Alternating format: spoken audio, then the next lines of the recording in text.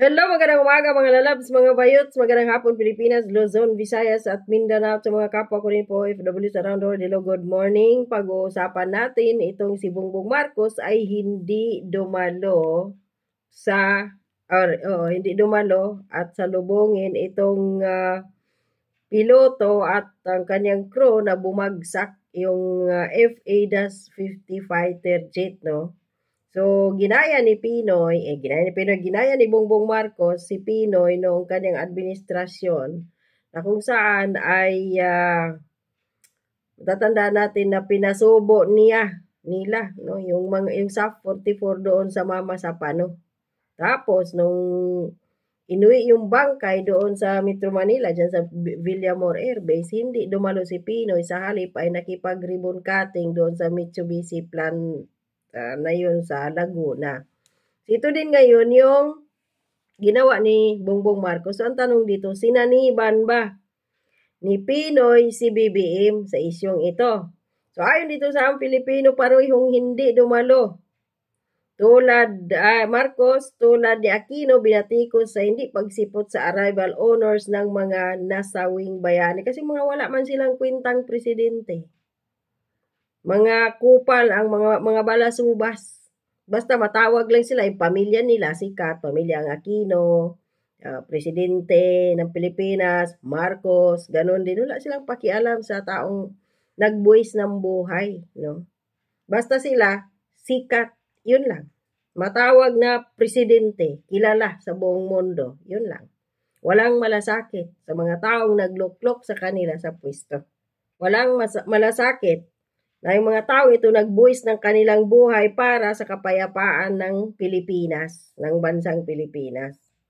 So ayon dito muling uminit ang kritisismo sa liderato matapos hindi personal na dumalo si Pangulong Marcos Jr. sa arrival honors para sa dalawang pilotong nasawi sa pagbagsak ng FA-50 fighter jet sa Bukidnon noong Marso 4.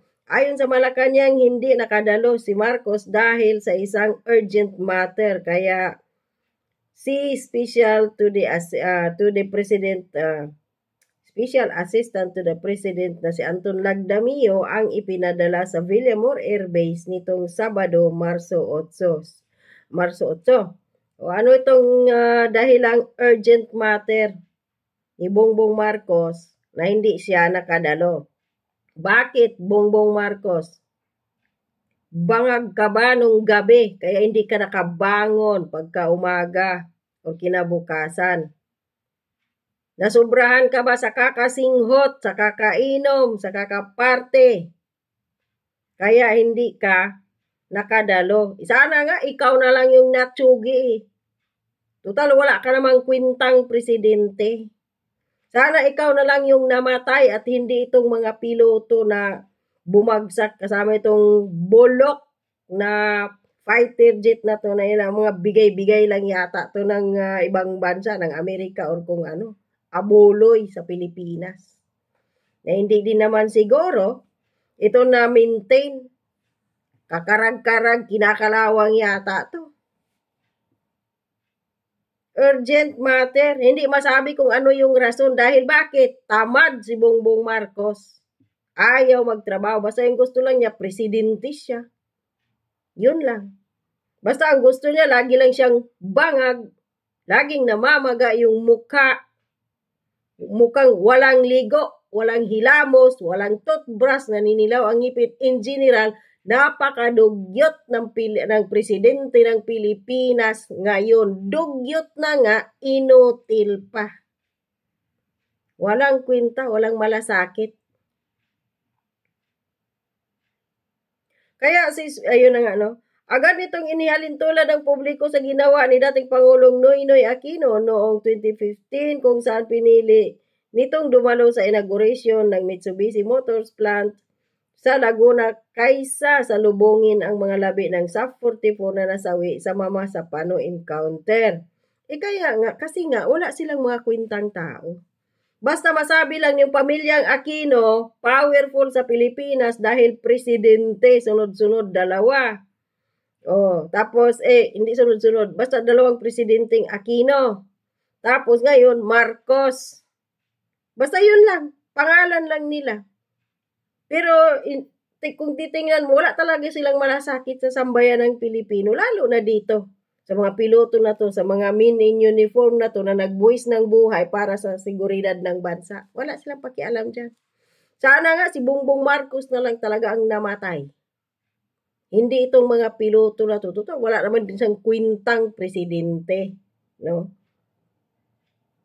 Sana nga, Nyor, masamid ka sa kakasinghot mo dyan at kakalunok ng sinisinghot mong coke at saka yung hero. Sana nga, nang matsugi ka na, wala kang kwintang hayop kang kupal ka.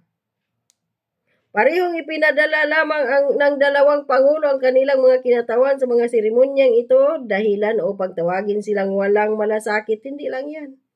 Walang malasakit, walang kwintang tao na ibinoto ng taong bayan. Pero pag sa kanilang mga kaibigan, mga elitista, mga durugista, mga smugglers, profiteers, hoarders, mga ano ba tawag dito, mga sugarol dyan, gamblers, ang bilis nila makipag-banding, makipagsosyalan doon. Pero pag sa mga ganitong klase, wala kang makikitang malasakit. Ibang-iba talaga si Tatay Digong. Kung ikumpara sa mga kupal na to, ng mga animal. So dahilan o pagtawagin silang walang malasakit sa mga sundalong nagbuwis ng buhay naman. At ang kakapal parang mukha, gwardyado pa sila ng mga sundalo, polis, ang kanilang mga buhay. Malis kayo dyan, oy. Huwag ninyong anuhan yan, huwag ninyong protektahan yung mga walang kwintang presidente. Kayo magpakamatay para sa kanila, pero si Bongbong Marcos walang pakialam sa inyo. O anong nangyari ngayon sa modernization? Program ni Bongbong Marcos na kailangan daw i-modernize ang AFP. O doon sa kanyang 2025 national budget, then sa National Expenditure Program, 70 billion. O ano, pag nagiging batas na nagaa, 35 billion ang binawas. Tapos yung pangako ni Martin Romualdez na 250 with allowance, nasaan? Wali. Nga. Ginagago lang kayo, AFP, men in uniform, wake up. Payag ba kayo unti-unti kayong ubusin ng administrasyong ito at ipasubo doon sa mga kalaban ninyo, kalaban ng bayan, na kung saan ay nagkakaisa sila ngayon. Ito yung mga makakaliwang grupong komunistang terorista. And yet, ayan pa rin kayo. Suportado pa rin ninyo yung bangag administrasyon. Diyos ko po, mahiya-hiya naman kayo, mga men in uniform. Kayo yung babantay sa bayang Pilipinas. Wake up po. Huwag ninyong hayaang gagugaguhin na lang kayo ni Bongbong Marcos. Diyos ko. Tapos sabi pa nito maring tinuligsa ni retired Brigadier General Orlando De Leon, urgent matter. These soldiers died for the Republic and you say that there is a more urgent and higher matter to attend to than them? What kind of a commander-in-chief are you? You don't deserve to be called one. Resign, damn it. Hindi man yan mag-resign. Gusto nga lang manatili dyan hanggang 2034 si Sandro. Mag-resign. Kapal mukha ni Bongbong Marcos, kasing kapal ng ngipin niya, kasing dilaw, walang toothbrush. Parehong pagkakataon kapwa ay giniit ng Malacanang na hindi kasama sa schedule ng Pangulo ang pagdalo sa arrival honors. Subalit para sa publiko malinaw na ipinamalas ni Marcos Jr. ang kakulangan ng malasakit sa mga nasawing bayani. Kaya gising-gising kayo dyan, AFP.